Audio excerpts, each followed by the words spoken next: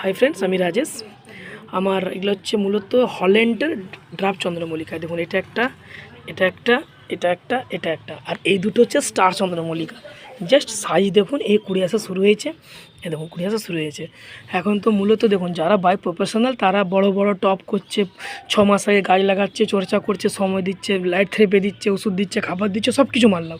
কিন্তু আমাদের মতো লোক যাদের সব কিছু পরও গাছ করতে হয়, তাদের জন্য আমি মনে করি এরকম ছোটো ছোটো গাছ লাগিয়ে এরকম জাস্ট এই সাইজে করে নিতে পারলে যথেষ্ট। এই গাছগুলো যখন আপনাকে ফুল দিবে, মিনিমাম এরা 1-150 খানা করে ফুল দিবেই।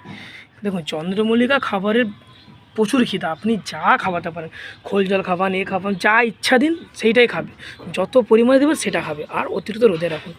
আমার মতো যাদের সময় হাতে কম তারা এই চন্দ্রমল্লিকা করতে পারেন। এগুলো হল্যান্ড জাত, এগুলো ফেলতেও হবে না, গাছ হয়ে যাবে, ফুল হয়ে যাওয়ার পর জাস্ট ছোটো করে চেপে ছায়া জায়গায় রাখুন, সারা বছর ফুল পাবেন। আবার জুন মাসে আপনার কাজ করতে পারেন, যখন জুন মাস আসবে এগুলোকে বড় টবে রিপোর্টিং করে দিন, পরের বছর আরও ঝাগড়া পাবেন। আমি মূলত মনে করি এইভাবে গাছ রেখেই বেশি বড় করা সবচেয়ে ভালো।